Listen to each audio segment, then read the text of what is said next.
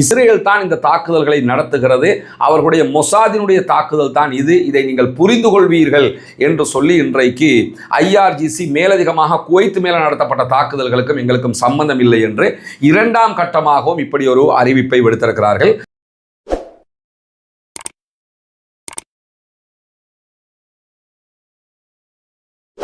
அன்பிற்கினிய சகோதர சகோதரிகளை நம் அனைவர் மீதும் ஏக இறைவனுடைய அமைதியும் கருணையும் உண்டாகட்டுமாக என்கிற உயரிய பிரார்த்தனைகளோடு தொடர்ச்சியாக ஈரான், இஸ்ரேலிய, அமெரிக்க யுத்தம் தொடர்பான செய்திகளை நம்ம பார்த்து வர்றோம்.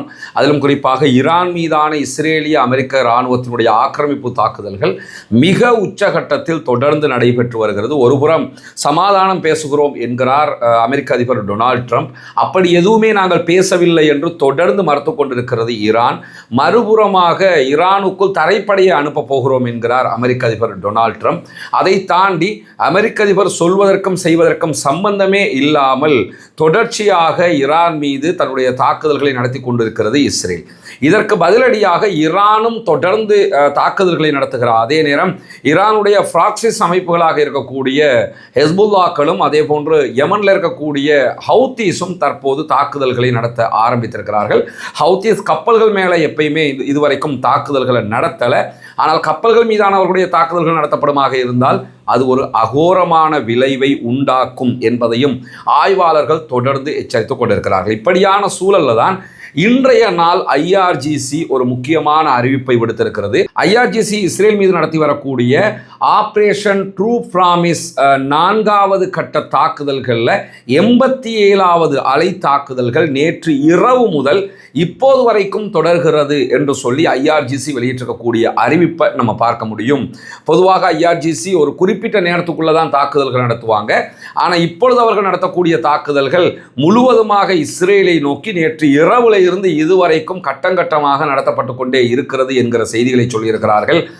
இஸ்ரேலுடைய கட்டளை மையங்கள், வைக்கக்கூடிய கொட்டகைகள், குடோனுகள், அதே போன்று விமானிகள் தங்கக்கூடிய மறைவான ரகசிய இடங்கள் என்று பல இடங்கள் மேலே ஆபரேஷன் ட்ரூ ப்ராமிஸினுடைய 4ஆம் கட்டத்தின் 87வது அலை தாக்குதல்கள் நடத்தப்படுகிறது என்று சொல்லி ஐஆர்ஜிசி சொல்லியிருப்பது மட்டுமல்லாமல் அது தொடர்பான போட்டோக்கள், வீடியோக்களையும் தற்போது அவர்கள் வெளியிட்டு கொண்டே வரக்கூடிய காட்சிகளை நம்ம பார்க்க முடியும்.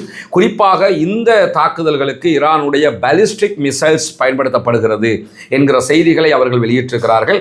இந்த எல்லா தாக்குதல்களையும் நீங்கள் பார்த்தீங்கன்னா பாலிஸ்டிக் மிசைல்களை தான் அவங்க பயன்படுத்துகிறாங்களே தவிர இதுவரைக்கும் க்ரூஸ் ஏவுகணைகளை அவர்கள் பயன்படுத்தியதை நம்ம ரொம்ப ரேராகத்தான் பார்க்க முடிகிறது. ஏற்கனவே நம்ம சொல்லியிருக்கிறோம், க்ரூஸ் வகையான ஏவுகணைகளை அவர்கள் கப்பல் மீதான தாக்குதல்களுக்காக வெயிட்டிங் லிஸ்ட்டில் வச்சிருக்கிறாங்க. இன்கேஸ் தரை வழியாகவோ அல்லது வேறு விதமான தாக்குதல்களாகவோ ஈரானை நோக்கி, ஈரானுடைய கடல் எல்லைக்குள்ள அமெரிக்காவினுடைய கடற்படையோ இஸ்ரேலுடைய கடற்படைகளோ வருமாக இருந்தால் அவர்கள் மீதான தாக்குதலுக்கு தான் அதை அவர்கள் பயன்படுத்த வாய்ப்பு இருக்கிறது. இப்படியான சூழலில் தான் ஈரானுடைய மிக முக்கியமான பாலிஸ்டிக் ஏவுகணைகளாக இருக்கக்கூடிய இமாத், அதே போன்ற கியாம், கொரம் ஷாஹர் 4 ஆகிய இந்த 3 வகையான திட மற்றும் திரவ எரிபொருள் பாலிஸ்டிக் மிசைல்களை தான் அவர்கள் இந்த தாக்குதலுக்கு பயன்படுத்தி இருக்கிறார்கள் என்கிற செய்திகள் வெளியாகி இருக்கிற அதே நேரத்தில் இந்த தாக்குதல்கள் திறம்பட இலக்கை அடைந்திருக்கின்றன. எந்த மிஸ்டேக்குமே நடக்கலை. குறிப்பாக இஸ்ரேலால் இந்த ஏவுகணைகளை தடுக்க முடியாமல் போயிருக்கிறது என்கிற செய்திகளை சொல்லியிருப்பது மட்டுமல்லாமல் இன்றைக்கு ஐஆர்ஜிசியினுடைய அறிவிப்பு பிரகாரம் 5 அமெரிக்காவினுடைய தளங்கள் மீது தாக்குதல்கள் நடத்தப்பட்டிருக்கிறது. அமெரிக்காவுக்கு சொந்தமான தளங்கள் அந்த 5 தளங்களும். அதை தாண்டி இஸ்ரேலிய ஆக்கிரமிப்பு பகுதிகளாக இருக்கக்கூடிய தெற்கு பகுதி, மத்திய பகுதி, வடக்கு பகுதி, இந்த 3 பகுதிகளிலும் இருக்கக்கூடிய ஹைஃபா விரிகுடா, அதே போன்று கிரியாத் ஷமோனா, டெல் அவிவ், பேர்ஷெவா, அதே போன்று டிமோனா, அல் ஹர்ஜ், ஜுபைர் ஆகிய பகுதிகள் மேலே இந்த அகோரமான தாக்குதல்களை ஈரான் நடத்தி இருக்கிறது. அதிலும் டிமோனா மேலே மீண்டும் மீண்டும் ஈரான் தாக்குதல்களை நடத்தி கொண்டே இருக்கிறது. டிமோனா தான் இஸ்ரேலுடைய அணு ஆயுத தயாரிப்பு தளமாக இருக்கிறது. அதன் மீது மீண்டும் அவர்கள் தாக்குதல் நடத்தி இருப்பது மட்டுமல்லாமல் மற்றும் பிற இடங்களிலையும் சில தாக்குதல்களை அவர்கள் நடத்தி இருப்பதாக சொல்லியிருக்கிறார்கள். இரவோடு இரவாக தொடர்ந்து இந்த தாக்குதல்கள் நடத்தப்பட்டு இன்னும் நடந்து கொண்டே இருக்கிறது என்று சொல்லக்கூடிய ஐஆர்ஜிசி ஐஆர்ஜிசி மீண்டும் ஒரு முறை குவைத்தினுடைய உப்பு நீரை நன்னீராக்கும் ஆலையின் மீது நடத்தப்பட்ட தாக்குதல்களுக்கு கண்டனம் வெளியிட்டிருக்கிறார்கள். குறித்த தாக்குதல்களை நாங்கள் நடத்தவில்லை, நாங்கள் நடத்தினோம் என்று நீங்கள் நிரூபிக்கவும் முடியாது. எங்களுடைய பெயரை சொல்லி இஸ்ரேலே உங்கள் மீது நடத்தக்கூடிய தாக்குதல். எனவே உங்களுடைய எதிரிகள் யார், சகோதரர்கள் யார் என்பதை நீங்கள் தான் அடையாளம் கண்டுகொள்ள வேண்டும். நாங்கள் உங்களோட சண்டை பிடிக்கவே இல்லை. எங்களுக்கு அமெரிக்காவோட தான் பகை. அமெரிக்காவினுடைய உங்கள் நாட்டுக்குள்ள இருக்கக்கூடிய தளங்கள் மேல தான் நாங்கள் அட்டாக் பண்றோமே தவிர உங்களுடைய தளங்கள் மேல நாங்கள் தாக்குதல் நடத்தலை. எங்க பேரை சொல்லி எங்களை மூட்டிவிடும் விதமாக இஸ்ரேல் தான் இந்த தாக்குதல்களை நடத்துகிறது. அவர்களுடைய மொசாதினுடைய தாக்குதல் தான் இது. இதை நீங்கள் புரிந்து கொள்வீர்கள் என்று சொல்லி இன்றைக்கு ஐஆர்ஜிசி மேலதிகமாக குவைத் மேல நடத்தப்பட்ட தாக்குதல்களுக்கும் எங்களுக்கும் சம்பந்தம் இல்லை என்று இரண்டாம் கட்டமாகவும் இப்படி ஒரு அறிவிப்பை விடுத்திருக்கிறார்கள். நன்றாக நம்ம புரிஞ்சுக்கிறோன்னு, யுத்தம் தற்போது தோல்வியை நோக்கி இஸ்ரேல் அமெரிக்க தரப்பால் போய்கொண்டிருக்கிறது. அவர்களால் ஜெயிக்க முடியலை. அதனால தான் தரைப்படை அனுப்புறதை பற்றி யோசிக்கிறாங்க, மற்ற தாக்குதல்களுக்கு யோசிக்கிறார். அதே நேரம் வல்லமையாக இஸ்ரேல் என்ன சூழ்ச்சியை பண்ணுவாங்களோ, ஏன்னா இந்த யூதர்கள் வரலாறு நெடுகளும் நம்ம பார்த்துருக்கிறோம், நெஞ்ச நிமித்தி முன்னால் வந்து சண்டை போட்டு ஜெயிச்சது கிடையாது, சூழ்ச்சியில் ஜெயிக்கிறதுக்கு ட்ரை பண்ணுவாங்க. அந்த மாதிரி தற்போது அமெரிக்காவை ஒரு யுத்தத்துக்கு கோர்த்து விட்டது மட்டுமல்லாமல் இந்த யுத்தத்தில் அங்கங்கே இருக்கக்கூடிய பொதுமக்கள் தளங்கள் மேலே தாக்குதல் நடத்திட்டு ஈரான் தான் தாக்குதல் நடத்தியது என்று சொல்லிட்டோம்னு சொன்னால் ஈரானோட இந்த அரபு நாடுகள் ஒரு சண்டைக்கு போவாங்க.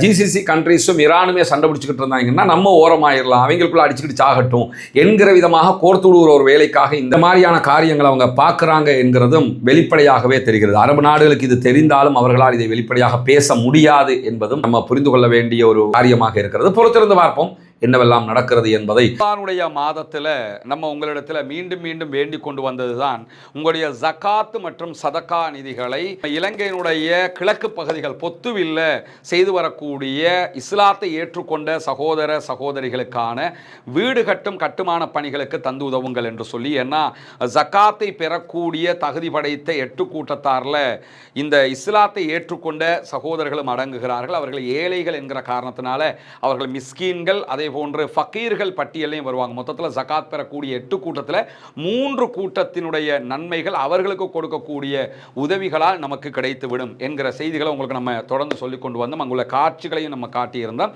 ஏற்கனவே 5 வீடுகளை நம்ம கட்டி கையளிச்சிருக்கிறோம். அந்த காட்சிகள் எல்லாம் தொடர்ந்து நீங்கள் பார்த்து வருகிறீர்கள். அதை தாண்டி இன்னும் 9 வீடுகள் கட்ட வேண்டிய தேவை இருக்கிறது. மொத்தம் 14 வீடுகள் என்கிற தகவல்களை உங்களுக்கு நம்ம சொல்லி வந்தோம். அதற்கான உதவிகளை நீங்கள் தொடர்ந்து வழங்கி வருகிறீர்கள். உங்களுடைய ஜக்காத்து தான தர்மங்களை தந்து வருகிறீர்கள். அந்த அடிப்படையில் தற்போது நம்ம 6வது வீட்டை கட்டுகிற பணியை ஆரம்பித்திருக்கிறோம். அதனுடைய காட்சிகளை தான் நீங்கள் முன்னாடி பார்க்குறீங்க.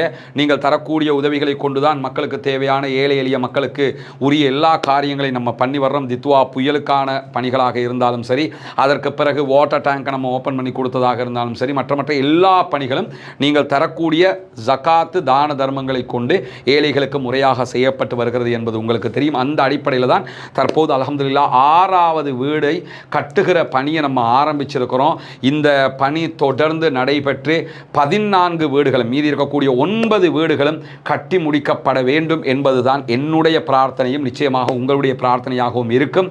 எனவே இந்த பணியை சிறப்பாக முடிப்பதற்காக தொடர்ந்தும் உங்களுடைய உதவிகளை வாரி வழங்குங்கள் என்கிற கோரிக்கையை இந்த இடத்திலே முன்வைத்துக் கொள்கிறேன். அடுத்தடுத்த செய்திகளை உங்களுக்கு கொண்டு வந்து தரும் வரைக்கும் இணைந்திருங்கள். ரஸ்மின் மைசி நியூஸ் மற்றும் ரஸ்மின் டாக்ஸ் ஆகிய 2 சேனல்களோடு ஆக்கிரமிப்புகள் நிறுத்தப்பட வேண்டும், ஆக்கிரமிப்பாளர்கள் ஓய வேண்டும், ஆக்கிரமிப்புகள் ஓய்ந்து மத்திய கிழக்கிலும் முழு உலகிலும் அமைதி திரும்ப வேண்டும் என்கிற உயரிய பிரார்த்தனைகளோடு ஆக்கிரமிப்பாளர்களுக்கு எதிராக தொடர்ந்தும் ஜனநாயக ரீதியாக குரல் எழுப்புவோமாக. வாஹ்ரு தஅவானா அல்ஹம்துலில்லாஹி ரப்பில் ஆலமீன்.